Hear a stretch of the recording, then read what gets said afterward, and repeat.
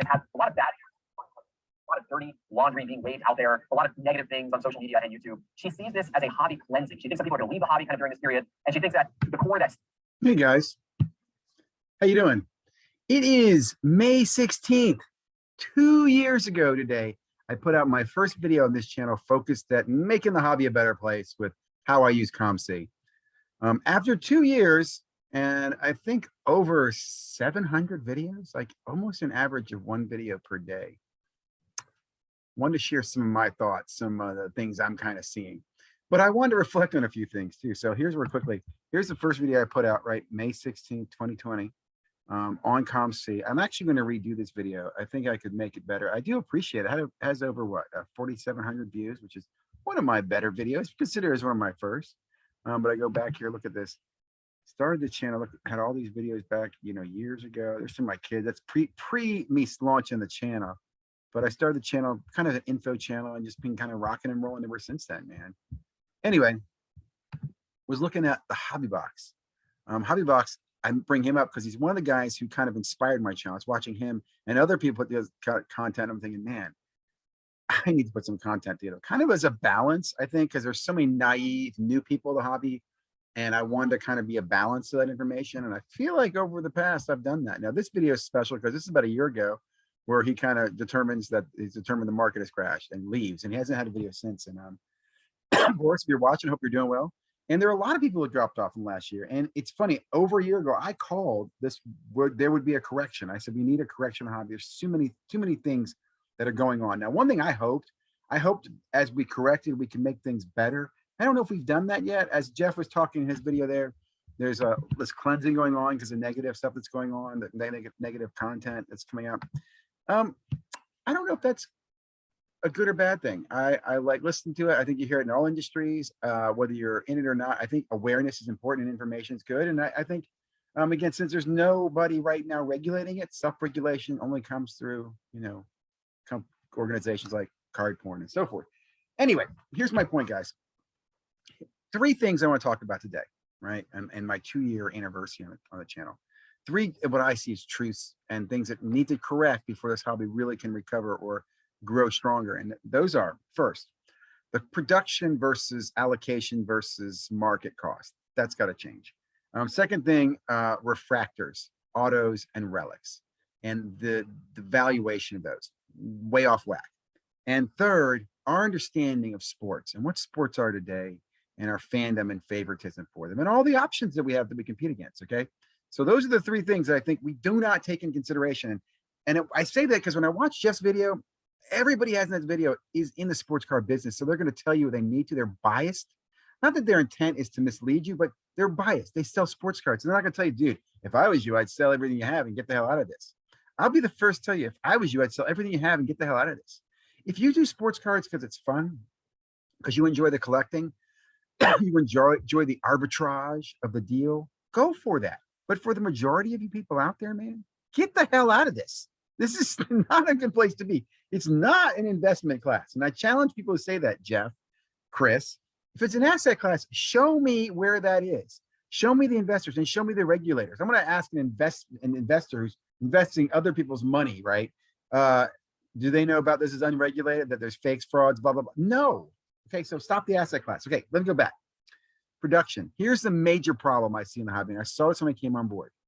What it costs to make a product versus what we pay for it are way out of whack. Prism basketball used to be $120 a box to the general public. 120.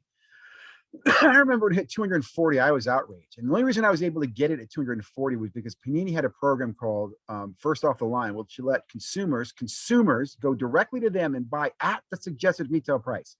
I want to stress this because Panini used to sell at the suggested retail price on First Off the Line. And we would buy it. And I'll put together a video on this in a little bit about this whole Prism thing. Now Prism comes out first off the line in a Dutch auction. It comes out pre-order by Blowout, but it's coming out at $1,000 plus a box. That is disgusting. Now, Panini will tell you because too much money is being left in the market for them. I would say there's too much price fixing going on in the first place. There's too much price fixing. But here's the bottom line, guys. The amount of money it costs to produce the product versus what you are charging the consumer is way out of whack. It cannot support that. It's going to implode. The manufacturers know that. And if they weren't in a situation where they're going to lose license, they would do more to balance that. If Topps was around and Panini was competing, they both would say, you're right, Ziggy.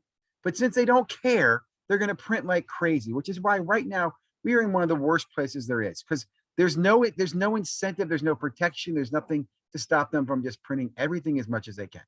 And I say this because, again, if you look right now in retail stores or in Walmarts and Targets, you're going to see more retail products that are going to be on the shelves. And most of them are junk products and junk retail, but they're going to be there. And they're not going to just be there this year, man. They're going to be there for years. 10 years from now, you're going to be buying Reeboks boxes of the blasters you're seeing today. That's how much junk is being made today. Okay, it's ridiculous. And those production costs are going to be a problem. Okay, second thing. And this kind of led into this retail rage. And that was back in the day, people chased the silver prism because it was available in retail. The silver prism was a hobby-like exclusive, but now it was available in retail because it wasn't exclusive. Sorry to say that. And if you got one, you could make, 20, 50, $100 off of it, which made a retail blaster, worth a chase at $19, right? And if there were 3 or 4 rookies, you had 3 or 4 shots, right? I think in 2017 with Ball and Tatum, and you're chasing a silver rookie, and you didn't grade them at this time. You just wanted a silver rookie. You got a silver rookie, it's a $100 card. No one even freaking graded in this time, okay? But this was the first taste that we had for refractor, what I call false fake gold. And this is spread today to where we believe, and I'm telling you right now, Ziggy's going to tell you, PMGs, kabooms, silvers, even the numbered cards, like the golds and the hundreds and 90s, since they're no longer just 100 reds, there's 100 reds, and then there's 5 versions of the reds. There's really 500 of the reds. You know what I'm saying? There's 10 gold, but there's really 5 versions of the gold. So there's 50 gold. And then we got the gold wave. We have diluted the value of refractors, where in my opinion, if you get any refractors, sell them. Sell them all, sell them all, sell them all. And we need to stop rewarding the manufacturer by paying them for it. We should be paying for autos. We should be paying for I'll go with the rookie card refractor. Even then, I'm telling you, no. It should be autos and relics only, guys. It really should be. We should draw the line. We really should. And it's a hard one to do as a collector, but I'm telling you, stop. These PMGs, because Kobe had a PMG, not a rookie year, don't touch it. It's a waste of money. That market's going to crash. It's going to crash. And again, we should be fools for buying into it. And we should also educate people that, look, manufacturers can make as much as they want of that, and people can make fake and fraud of those as well. Right? There's not an auto on it. There's not a relic on it. And the auto, what I like with the auto is if you're faking an auto, you're crossing a line where you can get into fraud and the criminal things. You fake a card, no one cares. I see fake cards all the time. Okay, third point I'm making. God, I hope you're still there. If you are, like, comment, all that stuff. Sports aren't sports like they used to be, guys. Okay, if you haven't seen anything from like recent sports where these guys have these little tantrums, they're overpaid, they don't play really hard, they sign a big contract and they're done. They're not guys, and there's super teams now, right? So it's not like real dynasties are made. The Patriots were amazing, but they had Tom Brady and a lot of other factors. Will you see that again? I'm going to say no. I don't think you will. I don't. Mahomes is not the next Brady. And let me tell you, Reed is no Belichick. Okay, guys. So when we put these hopes in, okay, let's Ziggy. What if I'm wrong? And if I'm wrong, then Mahomes is the next Brady. Everybody else is not.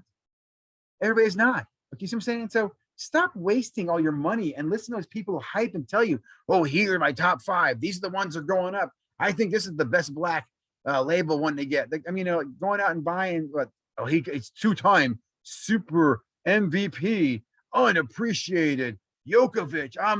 Guys, think about this. Would you rather spend, I don't know, 20 grand to buy a black card, or go meet the guy? Here's even better.